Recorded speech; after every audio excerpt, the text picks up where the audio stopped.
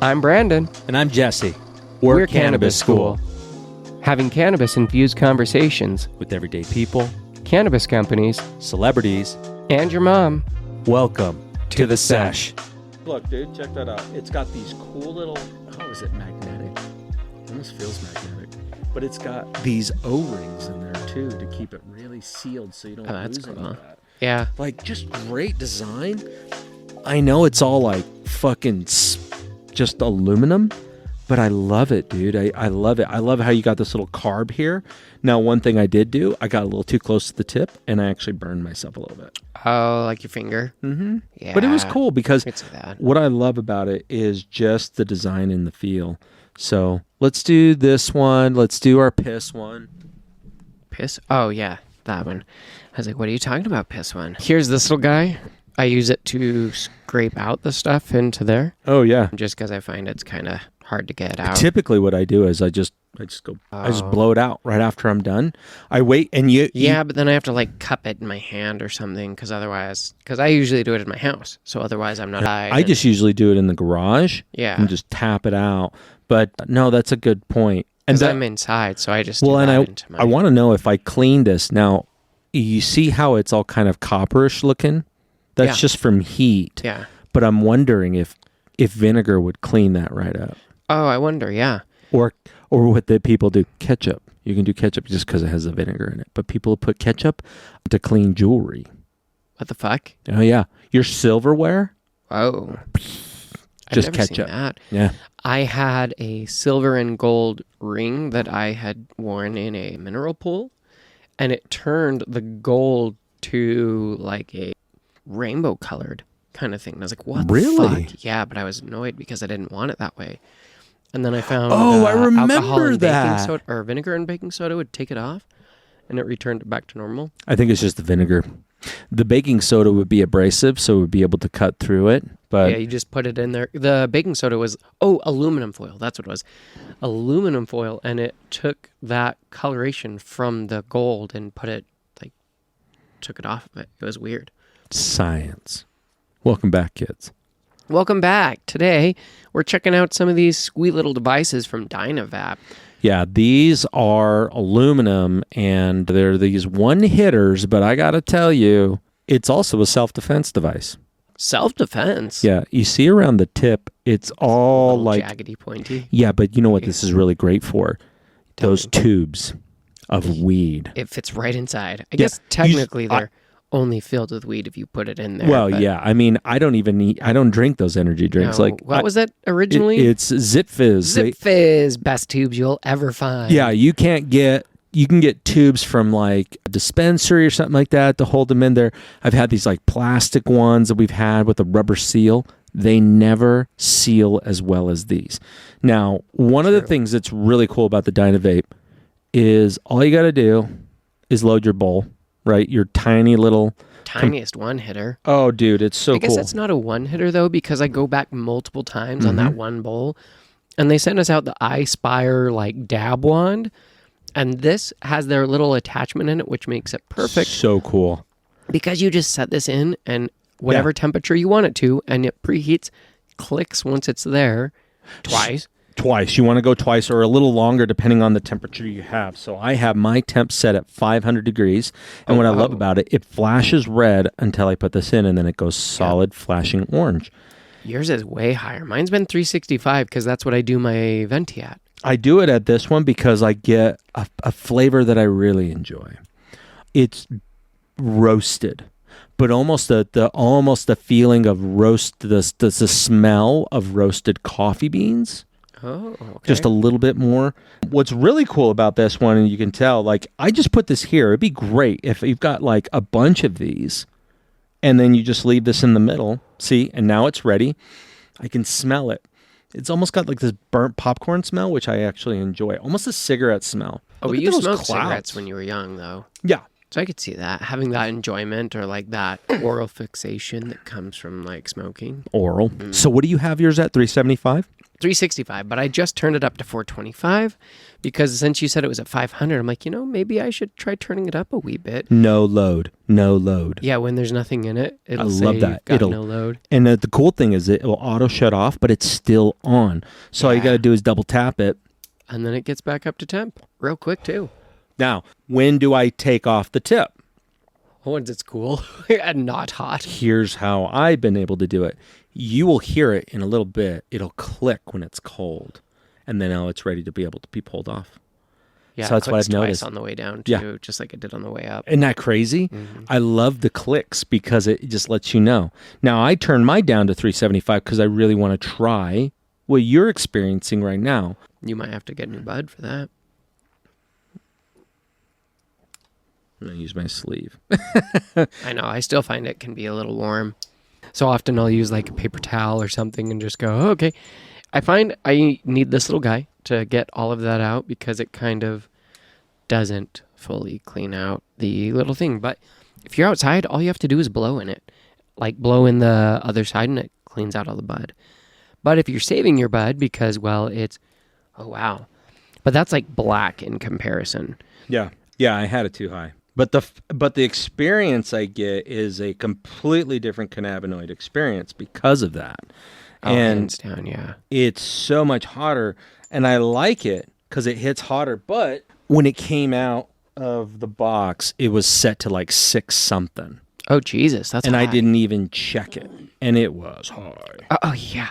See, look at that. That's so cool. I love that. Now, even though this is used mainly for dab rigs, this is already set up out of the box for the Dynaflex. Yeah. The metal... iSpire, or not iSpire, Dynavap has this custom one that they send out to you with that already inside. Oh, yeah. That custom attachment for their stuff. So, have they given us codes? I don't know, but if we do have codes, they are going to be in the show notes. Yeah. I think they did, actually. Yeah, I think so. We got to reach out to them. I want to get one sent out to that doc. I'm just really loving this. I haven't got as much mileage on it yet as Jesse, but I've been pleasantly surprised. Yeah, I've been smoking this this has been my go-to. I have not used my Stores and Bickle for 2 weeks now. That's saying something. That's only this. I've smoked 1 joint. Oh, geez. I enjoyed it, but I like this more. The reason why is two big reasons. One, I rolled it. I'm not that great at rolling yet. Brandon is amazing at rolling joints now. I've gotten a lot better. I'm really proud of where I'm at so far. Look at that. Look how much clouds I get from that. Are you on the 375? Yeah. Well, that's what I realized is even after multiple sessions, I can still get big clouds from that. Oh, great flavor too. That's one of the things I really enjoy about this. I get a better flavor than I get with a Stores and Bickle. Now, You think so? I like the experience more because sometimes I'm just like going with the time of what I'm wanting. Mine started to cool down. Mine did too. And I got the first click. And that lets me know that I've got a little bit more hits over there. There's a carb on here. I don't know why. I wouldn't want to. I kept my finger on and off of it a little bit, and I wondered if that changes the smoke or that of the actual device. I want to say we have the owner of Dynavap coming on the show in a few weeks, too. Oh, yeah, we do. I'm really excited about that because either Dynavap or is it the Clean Torch? Both. I think I've got both coming. Oh, excellent. This is seriously like this style. I don't know what style it is. We'll have it down in the show notes. This has been my favorite one. Cost-wise, they're pretty low, too. Yeah. Well, and it's... Because it comes with like a lighter. Yep. A lot of them do. A butane lighter because it'll just heat the same, and you just kind of keep it a little further away. Yeah, and then Clicks you just... once it's ready. You rotisserie it. Yep. And then it's roasted. Nope, second click. So it's super simple, and this device, like, you don't have to worry about the battery dying. You What don't have to worry motherfucker? about... Yeah, it's still toasty. Woo! You don't have to worry about that. And if you drop it, like, you don't have to worry about, oh, crap, it broke. Yeah, maybe it might bend or something because I doubt that.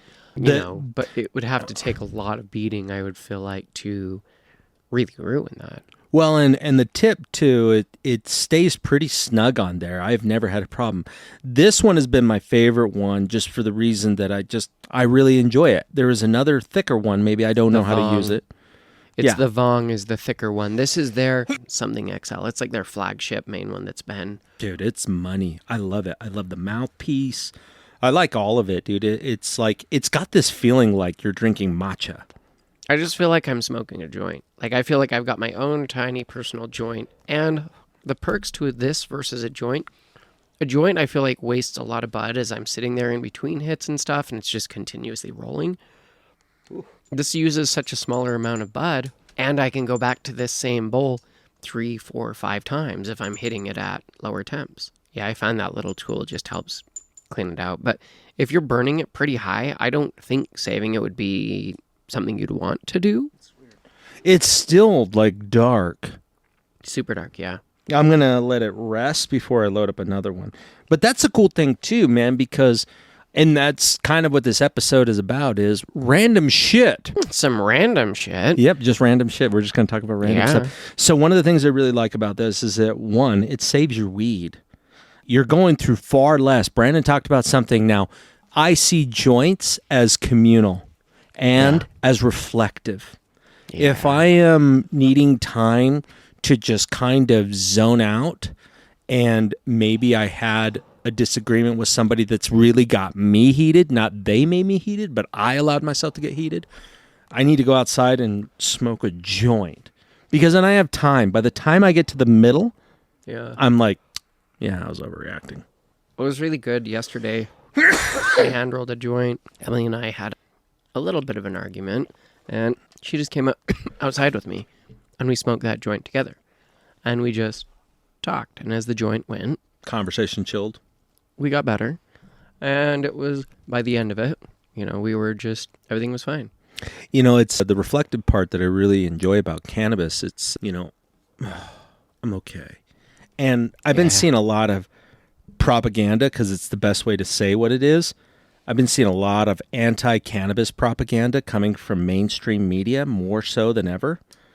And I just kind of laugh, because they're like, oh, you're like 600 times more to have. I heard that guy, people keep sharing his shit, and I found it yesterday. Doctor, I don't even remember his Did you name. see that other video I sent you? So annoyed with him. Talking about runner's high? Oh, yeah, I love that one. But it was actually, that was the when I watched that, and you guys might have seen it. I think I've shared it on reposted it on our Instagram. But it basically, this guy's talking about how runner's high is basically cannabinoids. Your endocannabinoid system releasing that. And so you are experiencing high, like cannabis high kind of, from running. But you have to be at this perfect percentage of like ratio to exertion. Well, and they used to say it was like endorphins that were doing that. Yeah. But endorphins can't be felt. That's what they had ultimately, like, endorphins are going more from, and this is pretty rudimentary, and you guys, pretty sure you guys can correct me, but remember, I'm not smart. I just memorize things. But isn't that like everyone? Yeah, but there's some really smart motherfuckers out there. Like your brother. Yeah, he's really smart. He just figures shit out that I don't even know how. Talking to people, not so great. Working on completely abstract, crazy shit and finding a solution for it. Hands down. 100%. That guy can figure out what's wrong with your car or your computer, network. Or your software, your hardware. He just goes, it's probably this. Oh, look, it's fixed. Yeah. All right. Anyways, I got to go. What are you going to do? Oh, I'm going to go buy video games I'll never play. Yeah. This guy has always bought a game that it comes out. He has to get it. And to be fair, his kid plays games constantly, so. Yeah. Dude, I'm good. Really impressed by this. Right? Let's see. We're going to pull this up because I feel like this one is not that much. No. Let's see. And they're just awesome. Like, when you find products like Bomb, like even though when we had an episode where we talked about this magic bean, boom, boom, boom. Oh, it's the M series. So it's the M series. M series. Oh yes. Yeah. Like the BMW. Yeah. It seriously is, dude. It's like their flagship. So this is the M7 XL. So it is $109, but you can get 20% off right now because it's Black Friday deals going on. But they even have like Polar Night button. Oh shit, this looks like it's got this one and the short little guy for $99. That's nuts if it is. Holy cow, dude. That would be a steal. Now, I know a lot of you are like, dude, seriously? Well, let's think about this.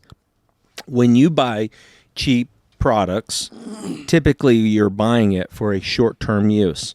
Now, is this magic bean going to last for a super long time? I don't know. We're going to see. We're going to find out. Yeah. We're going to totally find out. I like the concept. I like that it's all plastic. I like that it feels cheap and Great easy for to it use. to go and portable, but 100%. flavors. Well, I love this part here because it means it doesn't get all soupy. Yep. It doesn't get hot because it's cool and it's isolated. Dude, it's not going to melt in your pocket if you need to be on the go. Yeah. That's I don't great. have it on me. This Hang would on, be actually, great, just a like an second. We'll grab amusement park. Fuck yeah. Oh, cool. Okay. I was like, So Dynavaps all come out in this little handheld Guitar case. metal case that's super tiny. And in there comes these little butane lighters. And Sometimes they're full, sometimes they're not. yeah. But the thing is that you can... Oh, this one's... Almost out. Yeah, but that's okay because I'm using the iSpire way more. But if you're using that on the go, you can fit this in here.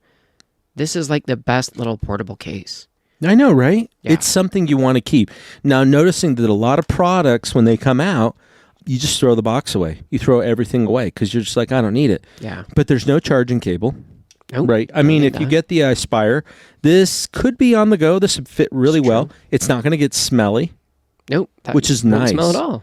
You could keep like a tube of cannabis, which is One of those Zip Fizz tubes. less than an eighth, way less than an eighth. You can fit in a tube. You could pack Yeah, that you can thing. probably fit an entire eighth in that, you think? Yeah, you pack it. You pack it tight. I like to be a little airy Yeah. because the flavor's just a little bit better and it keeps a little longer. Where the top part will get a little bit more oxidized and then the lower part, it's like super stinky, which is awesome. But by the time you get to it, it's a little stale. And if you misplace one of these, like I think the longest time we've ever gone by smoking it still was good, like a year while we had it sealed. Because they seal in there so good. Yeah. Like, they stay so dang. Like I don't understand why other places don't just grab that fucking tube and use that. But or 3D print the same, like make some manufacturer. Like, there's so many options to do the exact same style. 3D print. It'd be cool if I had it like on the outside of it.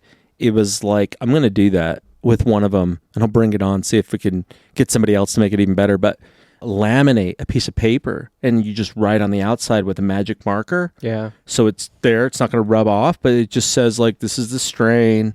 This is what it's used for. And times that work for you to use it. Because that's one thing I've been doing too now is looking at the time. And I don't wake and bake anymore, mainly because I thought I was getting CHS. Yeah. But when we had that doc on, guess what I have been putting into my... And I've been noticing, only time I get CHS, during allergy seasons. So when he said you take a Zyrtec every once in a while, I've taken 2 Yeah. in the last month because I got the sniffles. Yeah. And I'm like, what the fuck? I'm not sick. Oh, there are new, because it's not a wet winter for Utah. No. It's super dry. So there's new types of allergies that come during the wintertime. And so, see, like that, dude, you've done 2 of these. That's less than an actual bowl that you would put in a vaporizer. Yeah, it's pretty small. It's super small. And I'm getting pretty decent clouds from this. Oh, and the flavors are still really good. Like, I'm going to lower mine just because... Yeah, mine's 385 now. But I'm probably still going to go back down. I'm going to go back to 365, but I really like this because it's such a chill one. I know it sounds like just like a review strain commercial, but it's just really cool. It's a good device. So Good for camping, hiking. Like, it's just a small, and it's metal. and it's a great gift too. Yeah. I mean, you come with a little torch and all that stuff. Like, Christmas is around the corner. You could go get yourself a little glass bubbler, and that'll cost you maybe $30-40. But it's glass. You can't take that anywhere. You could slip this into anything. This is so much easier to take camping. Yeah, because if you do have, like, nice glass pieces and you take them camping, it happens sometimes and they get broken. And then it's like, oh, shit, that was way more expensive and now it's busted. Well, and the thing that I really like about that, see this, how it comes apart to clean? Super easy to clean. Look at that resin. You can tear the whole thing apart, just soak it in some ISO. Well, but it's got these like little O-rings down here to help with the seal, so it increases the longevity. It's not just a regular pipe, guys. This is something that you'll want to use over and over and over and over and over. Cheap enough to be able. It's priced right because you'll treat it with more respect. I feel like people will be a little abusive to this thing, and that's Could be, okay. yeah. For $20, dude, you could spend $20 on a meh plate at Olive Garden. Yeah, right? So skip Olive Garden, get one of these. And then for Christmas, definitely get yourself one of these because it's super cool. Like if you want to go, what's this cost? They have a package on there right now that you can get the iSpire and the Dynavap, and it was $149. What? It's called their Evergreen Bundle. So Get it? yeah, Get it? Because this is cool. It also works for dabs. It comes with all the dab accessories as well. oh yeah, the iSpire wand. It does. If you're really into that. But I really like it for this specific reason. One is we could use one, leave it there. Dude, you imagine a community, everybody having these? Oh yeah, super tiny. Just pass it around. Everybody, and then you got a bowl in the middle of just fresh greens. Oh, so you can get the M7, not even the M7 XL, for $89. You can get the Vong X, the other one that is their new one that they're touting. The fatty. Yeah, It's shorter too. I don't like it shorter. he said it's great for like putting into down stems for like a bong or something. So that one's perfectly shaped for that. Sense. But yeah, they have. Oh, they even have a wood one. That looks cool.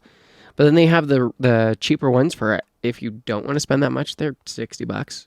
Oh yeah, with the silicone. Mm-hmm. Yeah, Yep. those are really cool too. So same type of thing. Still clicks. Does the whole same. But They're it's just all not. the same. It's just different styles Yeah. and different features. But they've got all sorts of ones. They even have one that comes with a bong. So that's cool. Millions of different options. We'll have the link below. You guys can check them out. They're super interesting products. And honestly, I've been really pleasantly surprised with this. You know, one thing I've been getting requests online, like through Facebook, which those of you that communicate through Facebook, I fucking love it because it's like, don't ever think like I remember our friend who had reached out to me and she was telling me about her and her husband. Super cool. Like she commented, she listened to the episode where I had my eye all fucked up. Yeah. And it got fucked up again. I got needles in my eye again, but it's actually better now. You guys notice I'm not wearing my glasses. I can actually see Brandon now. Normally, dude, you're really fuzzy, Oh, shit. but That's crazy. take care. You know, it's not even take care of your eyes. Just get them checked out every once in a while, guys. If you have type 2 diabetes, like I've been struggling with for years, and I'm changing a lot of different things, so I'm not having as much struggles at all. One, it's diet, but two, really talking to your doctor because, like, when I went and got my eyes checked out, she's like, "Well, you have 20/20 vision. You just are strained because of the vessels in your eye from the diabetes. Because diabetes is nothing but inflammation. That's all it is. So when then sugar gives you a lot of inflammation. It's pure shit for your body. Yeah, I mean, in the amounts that we take it in, like, unless it comes from natural places, like, you could eat sugar cane and that would probably be healthier. Oh, yeah, but how many people are going and getting sugarcane stalks and, like, chewing on that? Like, none of us are. No. And it's good. Like, one thing I learned about the sugar canes, it's good for your teeth. How so?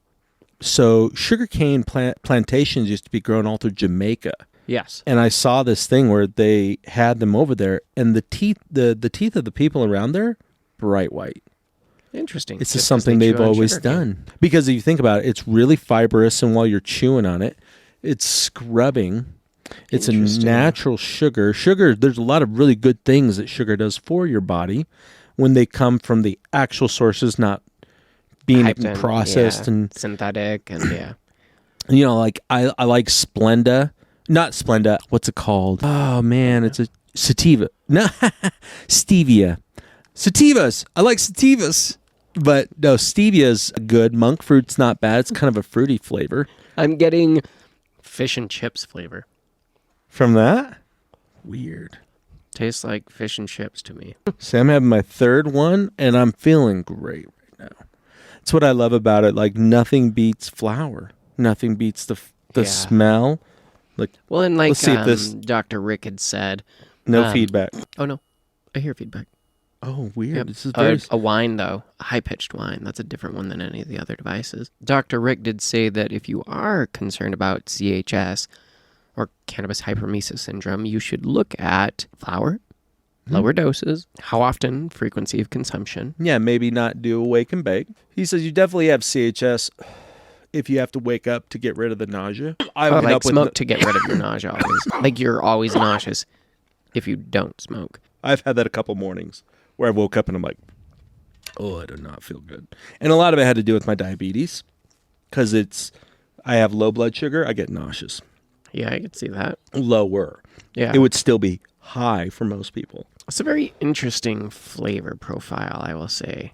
Like it can't. I like it when it's the earlier bowls. As it gets further on into it, Well, because it maintains less its of temp that. Yeah. and the flavors trapped inside. So over time, like any of them, you'll get more of the burnt notes and stuff as it gets darker, and you continue to go back. So, and it's just a testament to a joint just really levels it out. And it's how your joints are rolled. I have learned this, that if you're not rolling your joints in the way that they should be, and there really is a right or wrong way, you are not going to get the subtleties where you could smoke the whole thing and enjoy it. I find that if there's too much space in the joint, it burns terrible. and the flavor's awful. Yeah, it's not what you want. It's like rough. But when you have like a really nice, tightly rolled joint, and it's just in the right amount. Ugh. That's what I say, dude. Like, I've only rolled 2 of them that I was like, yeah. But the one thing with joints you need to do is roll it with freshly ground or separated flour. Yeah, I find that if it's old bud or like I've tried vaporized bud just because I'm like, oh, hey, I'm here and I'm not going to smoke this, but it's good practice. It doesn't form. It doesn't shape the same way as new bud does. So if I'm even practicing, I like to grind up some bud, sit down. You can do it pretty quick now, though. Yeah, most of the time. But there's still like, I'm still new enough into it that there's times that I fuck it up and then I tear apart the whole joint and start over. Yeah. Because I'm like, this isn't, it didn't roll nice. But it doesn't take me anywhere near as long as it used to. Like there was a party I had years ago where friends were all sitting around and they're like, oh, we should smoke a joint. I'm like, yeah, I've got a cone. And I didn't have a cone. So all I had was like joints, roll, like papers. And so I had to try and hand roll one because I didn't have my roller anymore. And I'm like, well, shit. Took me forever. Couldn't get one even rolled, basically. And I'm like, all right, sorry, guys. And I just gave up. I'm like, well, we can smoke a bowl. But yeah, it's definitely a skill that takes some practice. But it's a lot like preparing a meal, too, because when you go at preparing a meal with a little bit more, not necessarily skill, but patience and time, the flavor's always better. I think that's the difference. And it's like most things, we get too impatient and we try and rush it, going, oh my God, if I hurry and get this done, it'll be so much better.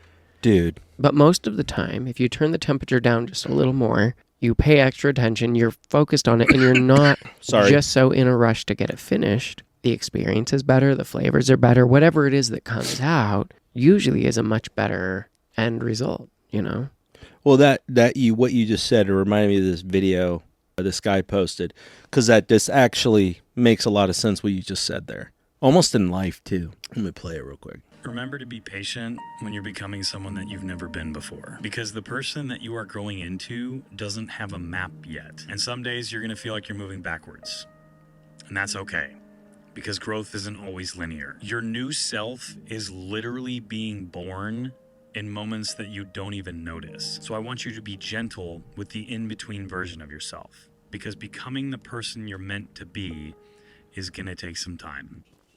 Yeah, it's looking at that, we always want to be at that end goal. We want to be at that, hey, I've already arrived. Not realizing that all of those people who have arrived, it's every day, every step that made that. It wasn't, hey, I've arrived. It's, well, tomorrow's another day. And yeah, while in our eyes we might see that or feel like they've arrived, they're experiencing the same thing. Well, they're experiencing life on a different timeline. And exactly what you said. Normally there was a few weeks where I was at work and I've been stressing out because, they're like, you need to have 2 appointments set every week. You need to make 100 calls a week, which isn't difficult, but it's easy to come up with excuses or let yourself get derailed, which I've done multiple times. I won't say like, oh, we've got these classes, which we do. We've got these classes and it eats up probably about a quarter of your week, just the classes alone. But there's still a fuck ton of time between that. And for me, there's a saying from, well, maybe he didn't do it, but he used it in this interview, John Cena, of all people, right here. But Brandon's kids is an inside joke. Kids always call me John Cena for some reason, but it's been years now, so. It's super funny. But he says, well, I'm better than I was yesterday. And I haven't been doing like amazing.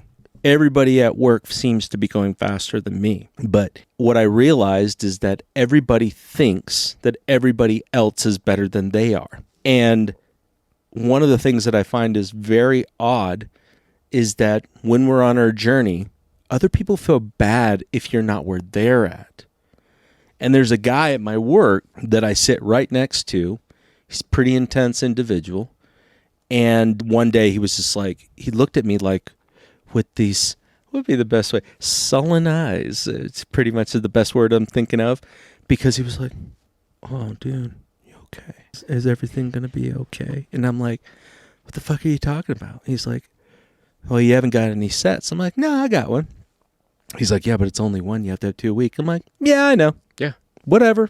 Like, I can't change what happened. And of course, I'm going to get talked to, but like, dude, you only got X amount of appointments set and da-da-da-da. Yep. Like, normally, persons feel like when somebody comes to tell you that you haven't done what they asked you to do, it's not necessarily you didn't do what they asked you to do. You just didn't hit the expectation, and they want to know why. Are you okay? This is an expectation we have. What happened? And I'm going to be honest with it. I would be like, well, there was times where I let things distract me. There was times where I had this call reluctance where it wasn't, like I thought about what made our experience at My Fast PC go so much easier. And it was the dialer. The dialer made you, accountable. You couldn't beat the dialer. As soon as that phone hung up, another call was coming through. And you're like, and I loved it. It was this clip of John Wayne, and he's over there fishing at this pond, and the little boy's like, well, I don't even know how to fish. He goes, yeah, I don't even know how to swim. He goes, what? And he picks the kid up and throws him in the water. And that's what My Fast was like. Actually, they were kinder to us than the place I'm at now.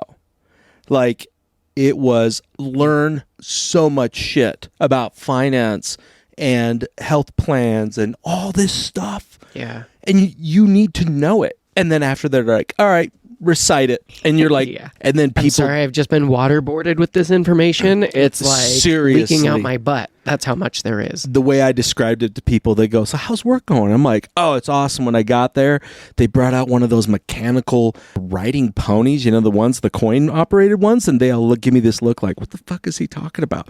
And I said, then I sit on there and they're like, cool. And they give me this cool little cowboy hat. And I'm like, I don't understand what this is. And then they wheeled over like this fire hose. And I didn't know what's going on anyways. I've learned a lot. I don't have my teeth anymore, but I've learned a lot. Right. They force it into you. And the way I look at it now, it's like special forces selection of being a broker, because it's like, you're going to learn all of this shit and we want you to apply it now. And you're like, all right, now. Yeah, what now? And you're like, fuck, all right. And it forces you to learn at a higher accelerated rate. Yeah. And they push you. And what I've been told is they're like, oh yeah, this part, it's called select. This part's a sprint. We want you to graduate within 2 years. And this is the best way you're going to do it. And so call reluctance has gone away. But for a long time, man, I've been feeling really lame because, dude, you get me in a room, I'll close them. I can close the deal. But for some reason, I couldn't get the convo, can't get the call, can't get the meeting. And I'm striking out. And people be like, nah, we're all set. And I'm like, all right, sounds good. That's so not me. But because I don't feel confident. Yeah. It's like picking a fight, and they go, "Do you know how to fight?" Yeah. I watched 2 Jean-Claude Van Damme movies before I came here. Yeah, you're right. I've watched How to Kick with my right leg from 7 different angles, but it's just the same kick. Anyways, I can do it. And I don't feel as confident as I did before. You get me in talking about marketing and business and all that other stuff. Dude, I'm on point. But this has really been hard. So I've thought about that. And that video reminded me, like, hey, dude, you're just on your journey.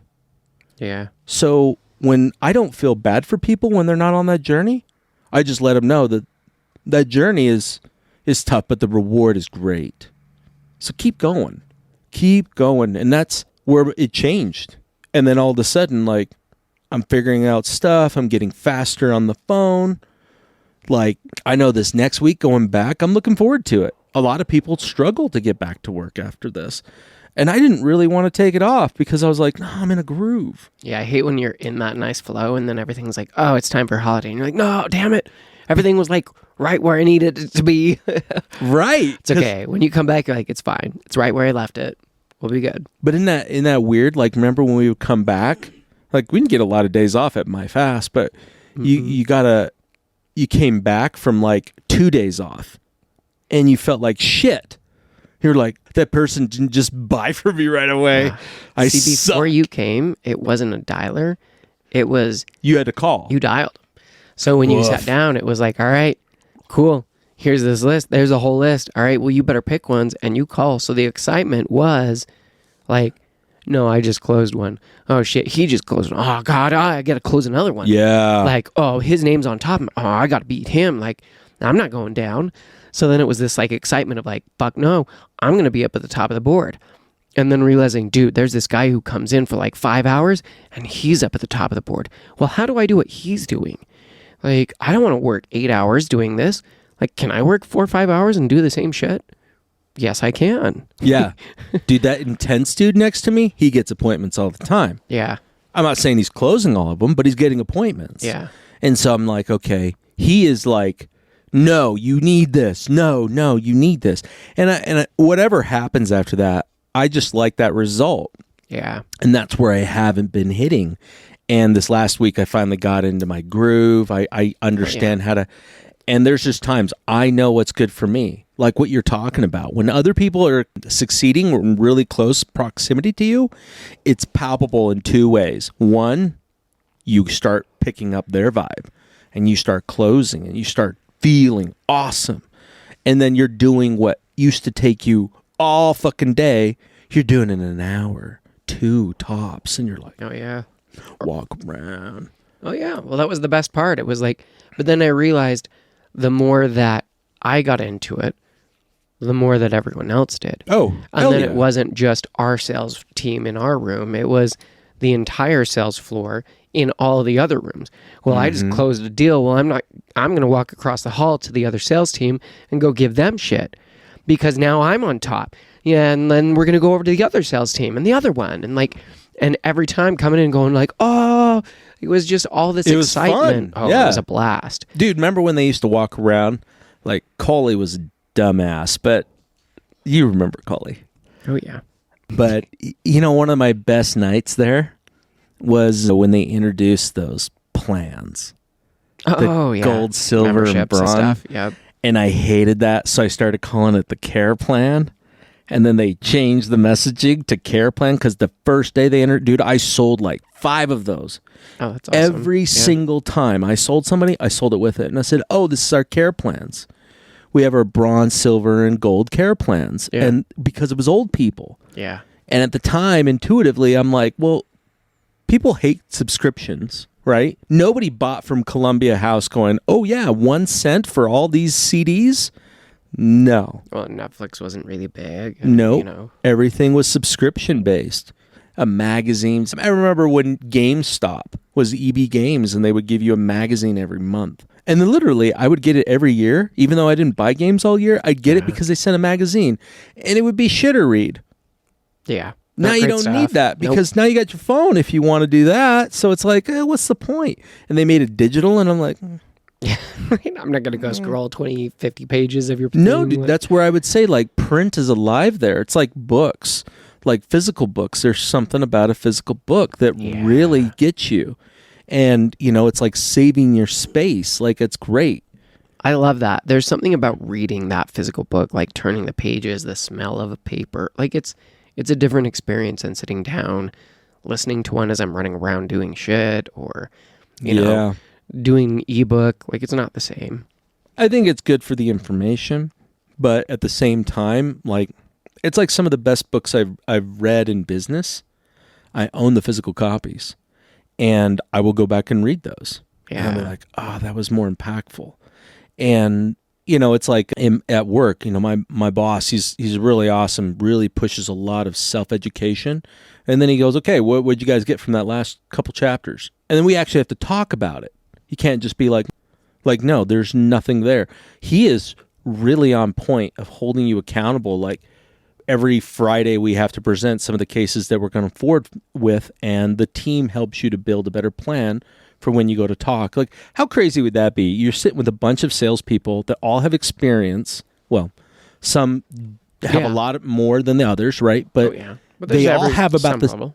But they have the same information, and then the guy will be like, "Hey, here's the client. Here's what they're dealing with. These are the plans that I put together, and that I think will really help them based off of these things." And I then always think that's brilliant because so many people, like, there's always one-offs. And how many people have experienced a one-off that has information or like strategies that are just so beneficial for the way this type of process moves forward that no one else has really run into. Yeah. But then we go into it, or their mind just works so different in these types of moments that they have this insight. And having that brainstorming capability as if going into a room with a group full of people, all with the same end goal and all of the same, types issues. They're going, hey, all right, well, let's present all of these struggles. Well, how would I approach this? Well, I might approach this differently than you, and he might approach it differently, and she might approach it. And so you're just sitting here going, well, how can we compile the best plan of attack forward? Because maybe my insight or my perspective might have had blinders on, and I might have totally missed something. It was like, holy shit, what? That changed that, and now this client's like your best client you ever had.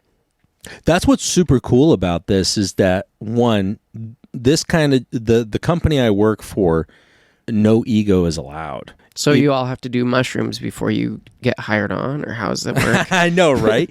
It is one of the coolest cultures in business that I've ever been able to see. The reason why is like you start out, depending on what, and there's a ton of different departments. So it's not just like what my position is. Like what I'm called is a select producer.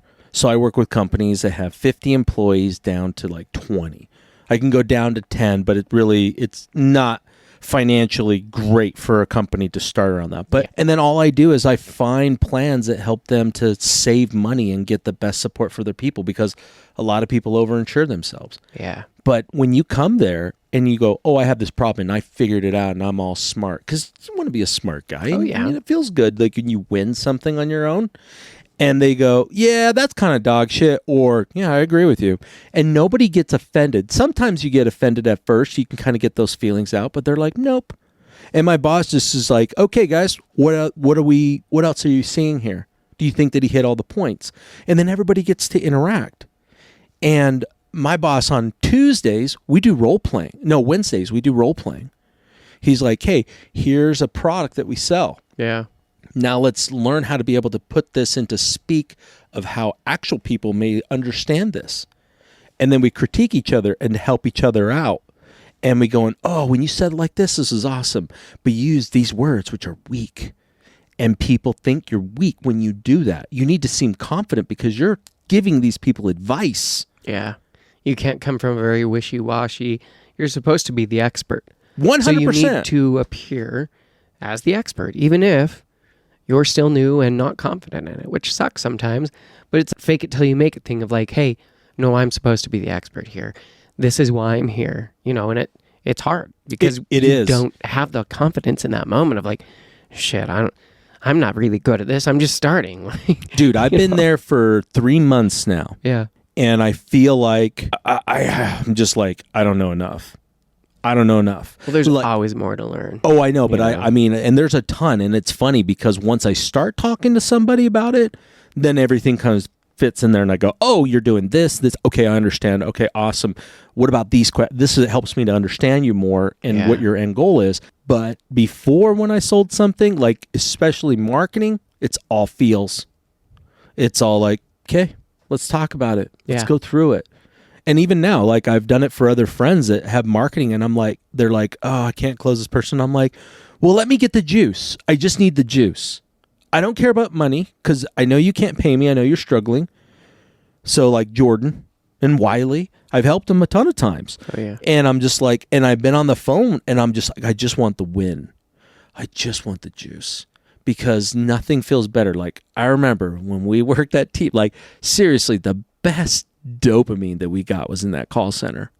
Oh, yeah. And we weren't making, I mean, comparatively speaking to now, we make shit. But we felt good. I was on track for 6 figures there. Yeah, I know, dude. You were working your That ass was off. my really big disappointment when he came to me and was like, oh, yeah, no, your pay scale's now a quarter. And I'm like, a quarter of what? No. Yeah, and it was all Pass. greed. I'm gone. 100% greed. Like, yeah. It's funny is the same guy that ran that company still running those shit shows, dude. Yeah. Still running them. And, you know, he's got another one over there, which just supports his life. And that's all it came from. Like, I remember years later, we both did. We went back for maybe like 3 shifts. There, yeah. 3, and I Such was a like, short. nope, Yeah. I can't do this. Yeah. Like, I came from actual sales, and I went back to that because I was struggling entrepreneurially and trying to grow a small business. Like, I did the dumbest You're like, shit. oh, this is boiler room, but not great boiler room. This is like shitty boiler room. Oh, and they were like so hardcore. Like, there was a guy there, Cameron, that we worked with. Yeah, back And in I the day. started with, and he was still there. Poor guy. No, I mean, he's not there anymore. He's got a great job at this other company, and Good for him. he's done well. He got married. He has a kid. He's cool as shit guy, but it was just like he stayed there, and he was like We one all of did you. that. He was a team lead, but there was that one chick there. She looked like a roadie for like fucking White Snake and Guns N' Roses back in the 80s and Yeah. 90s. And she's like, I was living in my car. Shit, crazy stories. She Dude, I know. And then Ryan went over to me and said, hey, person down in their luck, I know you can work harder because I need something new. So please get back there. And I'm going to inspire. I'm going to make you feel guilty as fuck. That's what they used, guilt. All through their training was guilt. Like, if it wasn't for the customer, it was the company. But it was never you. They never give a shit about you. But they used to offer things like Cooley walking around, giving out 20s if you close those. Dude, I At certain remember. random times. Oh, yeah. that was so cool. Or a box full of random shit. I know. Here, we got this random thing. It What was do you want? funny, dude. All right, sure. And then the weirdest thing, it ruined it when Ryan posted those things up on the wall saying, oh, if you get this many sales, you get any of these things on this list. And they were ridiculous, like skydiving or getting a supercar for a week. Like, what? It was crazy. weird. Yeah. Like a gun. What? What the fuck? A gun? What is it? That's Like, yeah, crazy. it was like Ryan's Christmas list is pretty much what it was. Right? That's crazy. But it's just, it didn't suit a purpose that was growth oriented. And that's where I think now, like, you know, I was talking to Emily a little bit ago, and, you know, she's gotten to the point, pretty much what I felt from her job. It was like, yeah, just depends on the day, but it's a job. It's not bad. It's not good. It's just a job. Yeah. And I think that's a good place to be. You know, not all of us are going to be excited. I love my job. I absolutely love my job. I work a fuck ton of hours. I'm up when it's dark, Yep. going to work, and it's dark when I'm coming home. Oh, yeah. Welcome to winter. Right? Welcome to Utah's winter. Like, Yeah. get this lovely smog at the end of the day that I can see. It's so Hate the gross. smog here in the winter. It's so bad. But the thing, dude, man, it's like what I look forward to. Like, do I look forward to work? Not really. It's not something I look forward to interacting with people. So I've had to shift my mindset to I'm not closing people. I'm just getting to interact with people. I get the best job in the world. I get to talk to people. Like, that's the way I had to shift my mindset. Yeah. And it was hard to get there. But honestly, dude, the things that I look forward to, chilling at home with my family, chilling with you, playing games online, talking about shit. Like, I look forward to the conversations I have more than I look forward to like a thing or a vacation. I don't fucking care. Vacations feel stressful as fuck to me. That's why. But it's because I'm worried about everybody. But honestly, man, like, I look more forward to like these Saturdays than going on a trip or buying some fucking thing. Like, I don't know. There's never. That's my struggle this time of year. It's like getting towards holiday time, and everyone's like, "Oh, what do you want?" And I'm like, Peace on earth. I don't need anything. I don't honestly know what I want. There's nothing that I'm like, hey. If I had money, I'd like to get other people things that they maybe need. Yeah, there's nothing I'm like, I need or this would bring value to my life. I'm like, I'm pretty happy in life. I don't honestly feel like there's stuff that I'm like, hey, I'm missing this in my life. No. And things can't, I mean, that's why I've been kind of, it's a catch-20. I like video games. I like make-believe worlds that are interactive. Mm-hmm. But even then, I'm like there's a few, like literally the only games I play are Insurgency and Gran Turismo. Yeah, every once in a blue moon, they're ready or not. But yeah, we play that every once in a while. But I mean, honestly, like if we're like getting online, we're like, how are we feeling right now? Yeah. Oh, let's race. Well, between like your work and then Finn's been here since Thanksgiving or a week before. Yeah, it's just spending time. Yeah. That's the purpose is like you're looking more forward to the time. And that's why like, you appreciate that more, and it's awesome. Like, I mean, I know that Finn's out of state, but you can't tell me that the time you've had now has been a lot more fruitful. Oh, it's been great because it's been 11 months with all the court things it's just been such a mess. So, it's been fantastic, but yeah, I've been soaking up all the time I can have. So, but it's cool, dude. And that's the thing. It's like, people are really concerned. I mean, we've had these conversations before all the time. My mind, I form new opinions, which is healthy. Yeah. You should form as one should. Right? New information should. I don't become dogmatic because of that. I'm saying, hey, right now I'm happy with the information right now for me. And the thing that I've noticed on time-wise is that it's not necessarily wasting or gaining, it's quality. And so, like, when I'm at work, it's to help me. It's garbage being pulled back. Oh, I was like, is it the garbage truck? Yeah. Saturday? They move it to Saturday? Only on holiday weeks when there's a holiday and then it pushes a day. Okay. Yeah. But I just think about the quality time that we get to be able to spend with one another or doing things that we enjoy. I don't look at the work as like, that's my life. Like, the guy that's by me, he's pretty intense. Work sounds like it's his life. And he's like, no, I spend time with my kids. And I think that's great. But he's so intense there. And it's because of the end goal, which is to make more money. And I really don't care about that. Like I told other people, I was telling a guy, he's like, what motivates you? There's a guy in North Carolina. And I said, it's not money. And he goes, what? And I'm like, I know that sounds really stupid, but I don't really give a shit about the money. I care about the juice. I care about winning. So I'm like, I care more about that. Yeah. And keeping them. That was what was exciting, was always seeing my name or my team's name going like, yeah, we fucking beat it. Yeah, we hit that goal. Yeah, we did that. Yeah. You get to do it all again the next day. As long as I can take care of my family and 100%. I'm not sitting here stressing. I don't give a fuck how much money I make. It's that excitement, that purpose, that like I'm bringing value and there's something that I'm doing that has meaning. Yeah. Like, and meaning for you. Yes, that's it. And if it's a means, like, for me, I think about like, what are one of my biggest goals that I want to achieve in life? And I hear of other people and they're like, oh, I can't wait till I buy a Porsche. There was a woman who posted something on LinkedIn. It's a cool goal. Like, yeah, I thought that was great. I love that for her. And for me now, like it's evolved. Before it used to be like, oh, I can get this gun or this car. And now I think about, I can have money set aside so in case I meet somebody that needs help, I can help them, like without hesitation.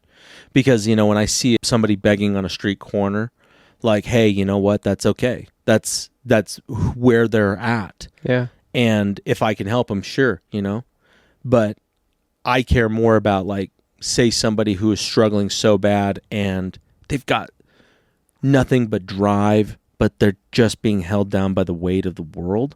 I just want to be able to go over and, because so many have done it for me, just go over and just like, hey, man, what's going on? Like, fucking behind 2 months in rent. I got all this shit. Can't feed my family. It's fucking hard, but we're doing the best we can. Yeah. Dude, how much do you need right now? I need this amount. Fantastic. What's your Venmo? Pay your bills. Get your shit done. Focus on growing, man. Well, I'll pay you back. Not necessary. Money is not something that I own. It'll own me if I allow it to. So I just don't give a shit about things anymore. Like, you know, I think of fun stuff, but I'm like, if it's going to be beneficial for somebody else too, then I'm okay with it. Like getting something for myself of just like a fuck ton of shoes or nice clothes and stuff like that. I mean, yeah, if I can afford stuff, I'll gradually get it. Yeah. But dude, like I got this vest from D. Oh yeah. I love it. Soft. $5. Honestly, there's so many, like the generation now is just thrifting because it's like, why buy new threads when there's endless amounts of ones that are still good, perfect quality, and Yeah, textiles is one of the biggest Yeah. contributors to environmental pollution because of how many clothes don't get they go in these massive landfills. Yeah. And so that like a lot of them are like, yeah, let's just go thrift. Let's just go find clothes that are still dope that we like, the style and that, and go, cool. I paid $3 or $5 or $10 for this instead of 80, 90, 100. Like That's what I like about a lot of the LDS culture is in some aspects. When they make a certain amount of money, they're gonna let you know they got money. They're gonna let you know. There's very few people I've met in the church that make good money that don't show it. But the ones that I like is that the idea of keeping conservative to a point. Like you want to get something new, go ahead and get something new. But it's an implied but rarely felt that this is a good thing to do because you're looking to help others. It's more of, this is a good thing to show everybody how pious you are. Oh, look at me. look at what I've done. I get shoes with holes in them because I love everybody and I pay 12% of my tithing. And it's like, who gives a fuck? You're doing it again for the wrong reasons. But I go there because it's like, why not? Like somebody else said, you know, one man's trash is another man's treasure. And so I'm like, Grinch, right? why not? And dude, I found some great shit over there and I look good. And it was cool. My boss came in one day and he was like, it was kind of funny how he was acting. He's like, he really wants us, he's old school. Like I go in with ties sometimes, which is, you've seen me on the podcast. You guys have seen me on Thursday. I'm all dressed up. I'm like, what the fuck? Just because I came from work. But he wants us to wear a jacket, a sports jacket and shit. And I'm not going to wear that shit. And he's like, he really wants us to do it. And I have a lot of respect for him. So I'm like, yeah. And he goes, hey, I've got these extra ones. I'm just going to give it to Goodwill. I don't know if that'll offend you guys. I'm like, why would it offend me? I'm like, bring them in, dude. Yeah. He brought them in. I took 3 of them. They're fucking sick. Oh, probably. I put one of them on a Sunday. I walked into church. People are like, man, you look fancy. And I'm like, as opposed to earlier with my kilt. Oh, you're judging me, huh? Yeah. Oh, so how Christ-like. And they go, oh, no. You just look different now. Yeah. And I'm like, shut the fuck up. That's what I say. For real. But you know what I mean, man? It's like this feeling of gratitude is not necessarily piety, but gratitude. Dude, I got clothing on my back. I feel warm. You know, I may not have all the tastiest food in my fridge, but I'm pretty happy. And I feel happier now than more than ever. But I'll tell you this right now, and a lot of people go, man, where did you get there? Here. This brought me to a spiritual clarity that nothing, no amount of praying, no amount of anything else, this allowed me to understand God in my way and to feel closer to others through this. Because I wasn't the same at first. I was very materialistic. And honestly, like, guys, you know, and those who listen who are LDS or whatever, like, I don't, you know me, you listen to it. I consider myself a follower of Christ. That's it. I don't have a moniker on there. I just happen to hang with the LDS people, and that's fine. But you guys need to be getting into cannabis. I'm a drug pusher, especially with the pious. Because if you want to get closer to that one, this slows you down to the point where you can fucking think about that, Brandon. Like you, of all people, brought me closer to Christ. That's fucking nuts. That's Yeah. fucking nuts because this Well, I've had truly let me go. more religious conversations, I would feel, in my life since I have left religion Yeah. than I did there's a prior difference. to. There's a difference, right? There's faith-based conversations of whatever, and then there's religious, pious conversations, which is what you grew up with, man, which I feel very sad for.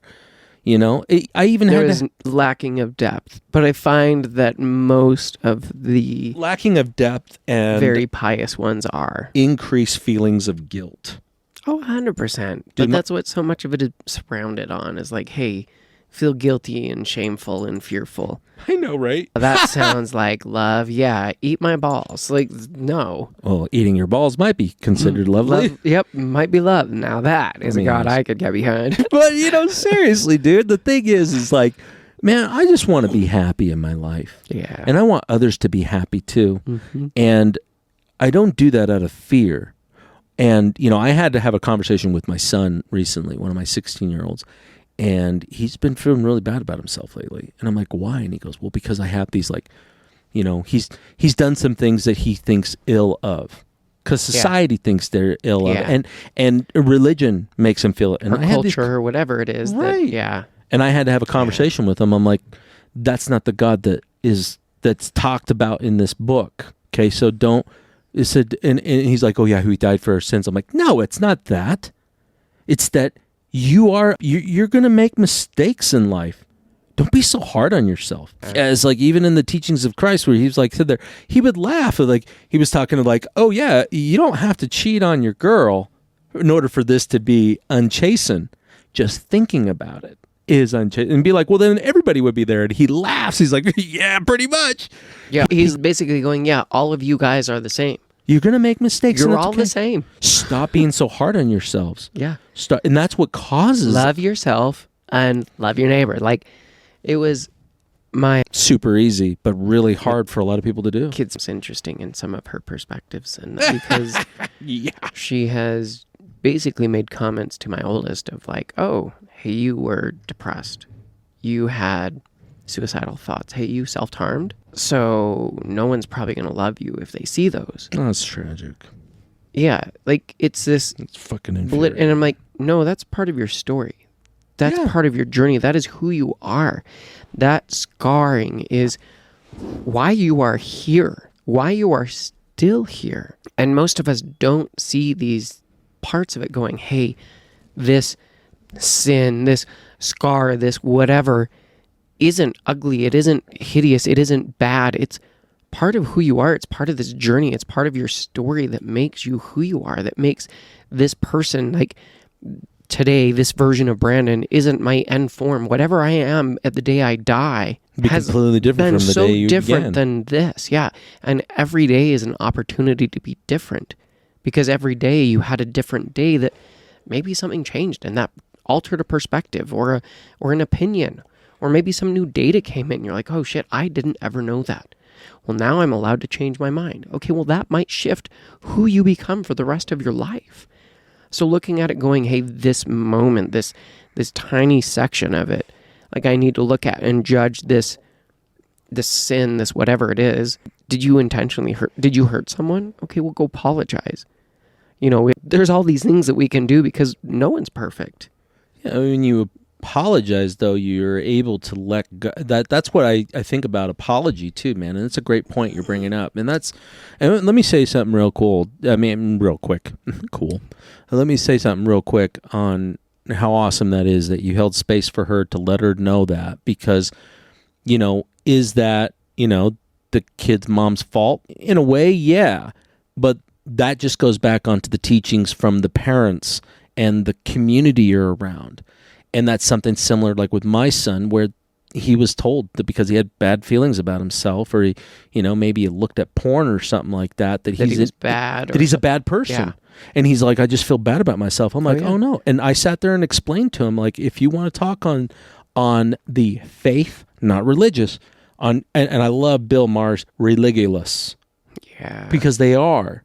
You are creating something that is not. I totally can relate to that. The very first time when I touched a girl's boobs and I was young, I walked home. It's amazing. In the moment, until after, and I was walking home, and all I could think was, I am the worst person in the world. I cannot believe that that's what I did. I literally was standing there thinking I should chop off my hands. I can't believe that I would do that to a girl, that I would touch her boobs.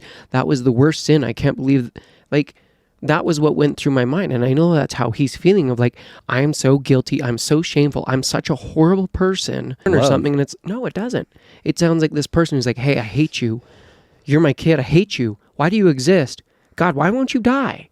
That's what that sounds like as a father, which is like CPS Parent of the Year kind of thing of like, hey, look, they're up every month. Like, that's the version of God that I saw from the stories. And I was like, man, this version that's being preached is an asshole. That's not a father I would ever want. And I'm not a perfect father.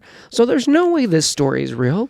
This is either a bunch of shit or that guy doesn't exist. Well, and that's how you smell that man is attached to it. And that's okay.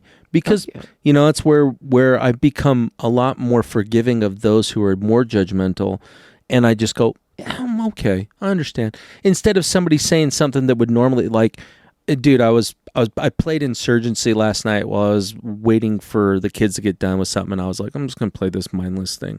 It was too late to call you. And I was like, I'm just going to do this for a little bit. And I played a couple rounds. And this kid's in there like, you know, Charlie Kirk. And at first, like, I could get offended by that, but I was like, yeah, so what? You know, the verse that comes in my head that I said the day that we had talked about after that, let the dead bury their dead. Like, I can't focus on somebody else saying, and what I mean by that, not just, you know, because Charlie Kirk is dead or whatever, that's gone. Why am I worrying about something that is gone? Yeah. And when somebody, like, it's very hard to offend me. Sometimes I get more offended based off of culture things, like certain ways to respect people. But then now I think instead of you having to so respect. That's because it's so ingrained. Yeah. On like a from the day you were born kind of level of like, hey, you will respect this. And then I'm like, you know, I think this moment of like, you will respect your elders, I think in certain moments, 100%. I give every human the same level of respect. But just as respect is earned, they need to also earn my respect. And it doesn't matter how old they are. If they cross that line in disrespect, they've instantly lost all respect. And they don't deserve that because they instantly haven't earned it. And I think that too many times we have people who feel entitled to respect because they're like, well, no, I'm this. Well, you are, but you kind of just lost that because of what you've just done. Well, so you're going, I need to be respected, but you're not holding respect for anyone in this moment. So I think that moment is like, you know, we have these ones that are like, well, you need to respect this. And I agree in moments like we should 100% respect other people and treat them. But there's also moments where it's like they've lost all respect for you and other people. And in that moment, you don't have to treat them with that same respect because it's going, you don't even see me as a person right now, so you can fuck off. You don't deserve this respect. Right. Here's a bag of dicks. Here's a second bag when you're done with those. Satchel of riches for you, my friend. Yeah, like that's where it comes to, and you're like, I'm sorry, you've instantly lost that respect. Respect is earned, so where you think that I need to earn your respect, well, it goes both ways here. Yeah. So you need to remember that. Earned and not given. But they often forget that in those moments of like, well, you need to respect. No, calm the fuck down. This goes both ways. You know what I think that comes from is from the commandment of thou shalt honor thy father and thy mother. Yes. But the thing that I've come to my conclusion on that one is that honoring is different in the way that people tend to see it. Honoring is loving and caring for. Yeah. When you think about it, your parents...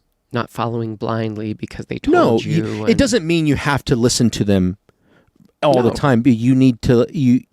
You love them and you care for them the way that they care for you. And so again, like what you're saying, when you've got older people and they are just like, you need to respect me because I'm old. No, sir. You are a fault of the generation before you that raised you. That's why I think that, you know, we can be more compassionate towards kids as men, and that's a good thing. But we also need to remember that we hold to our standards to be able to help the community around us, not your church. No, it's your kids. It's your kids. It's and your how do you family. protect your community? Well, it's like going this, okay, yeah, respect is earned. 100%, I think so. Love can be given. Yes, freely. But respect is earned. Yeah, but like how many kids are truly disrespectful to anyone and everyone. Oh yeah, But that is on their parents. It's 100%. They haven't taught them because it's fine. Well, respect is earned, yeah, but there's also a certain level of human respect that isn't taught on certain levels that yeah. that the older generations would beat the shit of that into everyone of like, no, this is how you do it. And now it's become more of like, well, I don't like them, so I don't care if you respect them. Yeah, and we've seen society do this multiple times. Like, I mean, like I think it was the 30s or 40s, the beatniks, which were the precursor to the hippies, and the hippies were more of the punk kids, and the punk kids turned into grunge. And rock, and yeah. And then it just kept going on, and I don't even know what the fuck they are now, right? But, they're just a piñata, just like bunch of colors, full of candy. Random ass clothes, constantly hanging themselves. Right? No, but that escalated. no, but I mean, it honestly, it's this, you can see where, because there hasn't been this instilling of more acceptance and love, not necessarily respect, that you get a society full of people who don't know who they are. And that's why I think that nostalgia comes up more, where kids are wearing 90s stuff. They're listening to 90s music a lot. What was better? Have you heard and seen a lot of this shit? Like, it's all garbage. Dude, I was watching all garbage. Escape from LA with Kurt Russell. It is a John Carpenter film. It is ridiculous. And I was entertained by that more than any movie I've seen that's been recently produced in the last 5 years. Yeah, I just watched Sandlot the other day with the kids. Oh, dude, great and I was movie. like, oh my God, this is way more entertaining than like well written. half the shit that I watched recently. Oh, dude, because half of the shit you watch, it's so scripted. It's so dumb. But the other ones feel like this is a life I'm watching. Yeah, it was good. It was good. And I think that's why we see a lot of these kids. So when we see a lot of kids disrespectful, is it the fault of the parents? Probably. But at the same time, well, what are we showing them? What are we instilling in them? What are we doing ourselves to show that respect? That's the problem, I think, is that it's the parents who don't have a lot of respect. And so that generation, like it is truly, most kids don't learn from what's told to them. They learn from the actions that are shown. So even though our parents or we say one thing, the action is the other. It's like my dad going, oh, don't get mad or don't do this. Well, you're getting fucking pissed and doing all these things. Yeah, you got hurt. You're like, why'd you hurt yourself? Actions are different. So we don't learn from the words they say. We learn from the actions. So it's this continuous thing of going, well, but I said this. Yeah, you did. You sure did. You said it a lot. You said it all the time. Yeah. And then you turned around and smacked the shit out of everyone else. Well, and that's... So what I learned is you smack the shit out of everyone else. Yeah. Or you get mad at them for making a mistake or accidentally hurting themselves. Yeah. Like when you said that, it reminded me of like my parents were so scared. They'd be mad at me that I got hurt.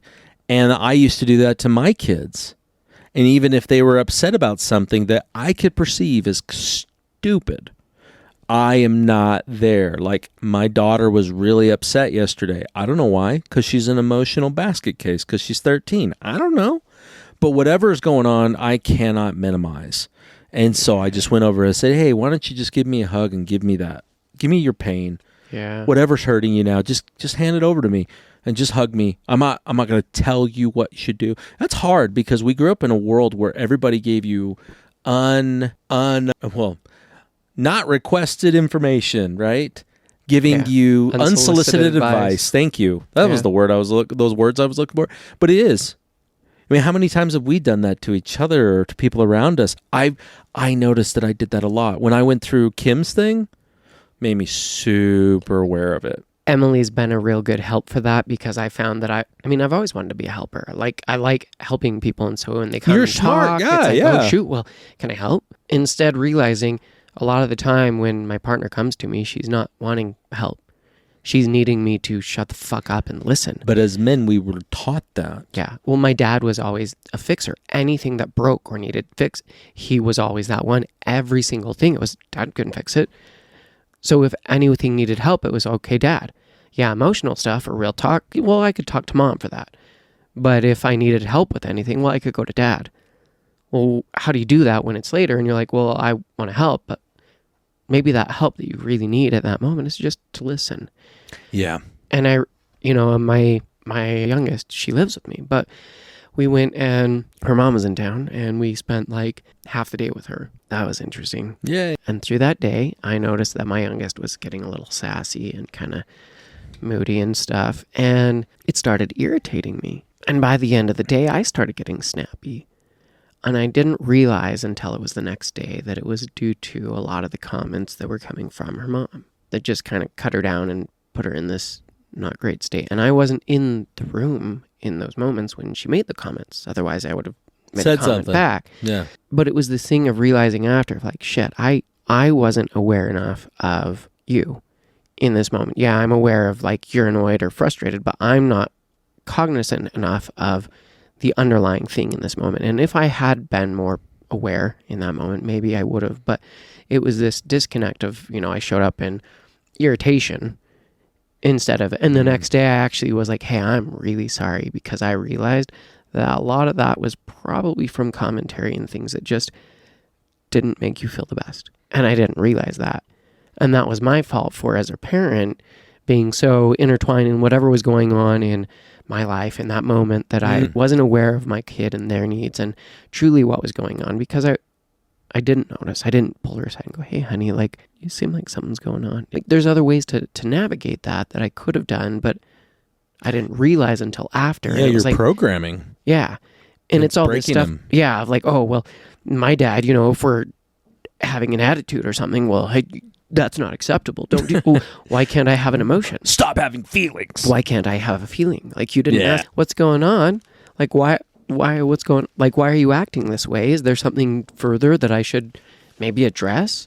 Are you okay? Instead of going, hey, that's not acceptable. Right. Stop that. Like, why is that the first response instead of going, okay, are 'Cause it was you taught. okay? Because we observed, and that's the thing that we both have realized, raising our kids are like, you know what, I'm totally fine. Do I have certain parts I'm like, no, this won't be broken? Yep, totally. And the reason why is I want the sanctity of my home to be a peaceful place, and I won't allow it, because even I won't allow it for myself. And it was a long time. I didn't learn that. It was always the king of the castle. Oh, yeah. I was grown up with dad Same. ran the home. Yep. And the person who made the money ran the home. And he was the priesthood holder, so the priesthood holder was the one in charge of the home. I didn't have that, So, luckily. And that's the thing, too. It's this idea of hierarchy. And it doesn't really match well. And I get that. It's unfortunate your ex was speaking that way, which just tells me that that's just a product of what she grew up with. Yeah, And how she was treated. and it makes me sad mostly for my kids. Like, Because they don't get that. and they don't deserve that. Like, it's these little comments, and I'm like, but then, I see it coming out sometimes in my kids, and I'm like, hey, this isn't how we talk to people. Like, that's not how we treat other people. Yeah. I understand that maybe your mom or other people might talk that way, but that doesn't make it okay for us to do to others. Might, because, when that's how she talks to you, does it make you feel really good? No. Does it bring, and it's like, no, it doesn't. Never does. And that's the thing that is really difficult for many of us parents. I think it's the older we get, a ton of people I know in the business world are all on fucking ayahuasca or mushrooms like constantly. And I'm just like, I get it. But at the same time, like, if you're going to use it constantly, move to cannabis first and then be respectful of that. That is a plant. Like, when I see gummies, I'm not okay with that. The reason why, because you've now turned it into a recreational thing, and I don't think it should be. Medicine is medicine. People aren't, that's where fentanyl goes from medicinal to stupid, because you're using it for a specific need of somebody maybe at the moment, which is fine, because it's going to reduce the pain amount for that one. But There are medical uses, yeah. But it doesn't, and that's the problem. So it's moving to this, because I get why a lot of these individuals around my age, around your age, they're like, fuck, why were we treated like this? Why were we taught to judge Yeah, everyone. Right? Like it's all why the Well, it was, and how many of us grew up with the Keeping Up with the Joneses, or like, look at what I got, or look at this, or look at this. Like, it's remember Bo on here? Like commercialism to its finest. the craziest thing for Bo with LDS people here in Utah was the homes. Yeah, they're Like, so gaudy. what the fuck?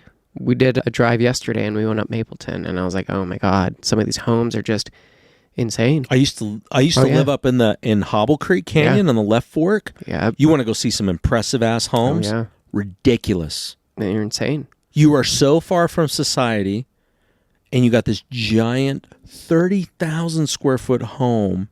That's not a home. No. That's a place where you go to see like music acts or sporting events. Oh yeah.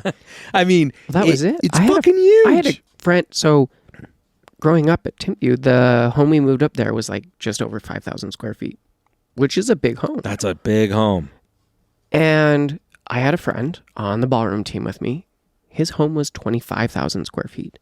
They had an Olympic-sized swimming pool, a helicopter pad, all of that. What for? To do what? Yeah, exactly. But you would never know it from him. He wore not crazy brands, the most down-to-earth, kindest, like, just I've met real those person. people. And I was like, holy shit. But it wasn't, it was his family.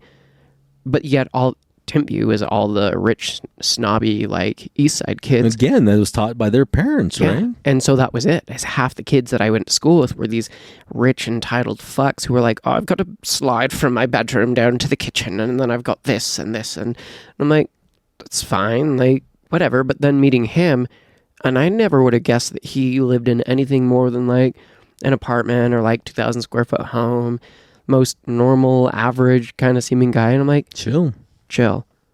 That's what it should be, because it doesn't need to be flaunted. It doesn't need to be like in your face. But this, What does it do for you? nothing. It creates it's- this ego of It creates a like, segregation of Yeah. us and them. Mhm. Like I've met people that are really wealthy, like Yeah. as far as their net worth, but they live a very simple suburban life. I love kind of having people come here just for that fact. You know, even 100%. when we have really, really well-to-do people show up, and then there's like, yeah, welcome.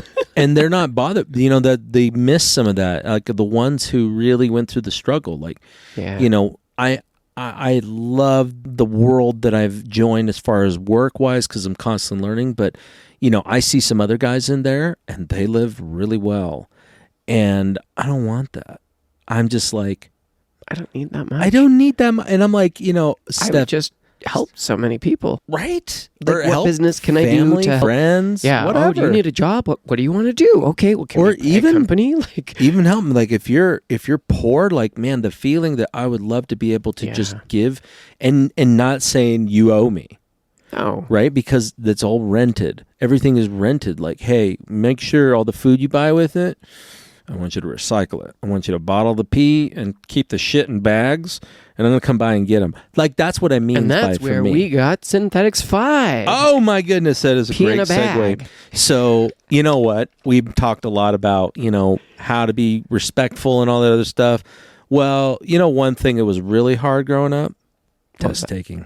Test taking is tough. I Fill feel it in like the you bubbles. really had to study, and like it's only if you learn in a very specific way. Well, what if you were caught in time? What did they tell you?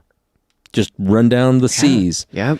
right? They said commonly, you know, it's a big lie, by the way. Right. But you know what you can be 100% on and you don't need any study time for? What's that? With Synthetics 5. It's true. It's like the best study buddy on the market. Mm-hmm. Maybe you could pass all the tests you need. Yeah, it is the pre-mixed uric acid.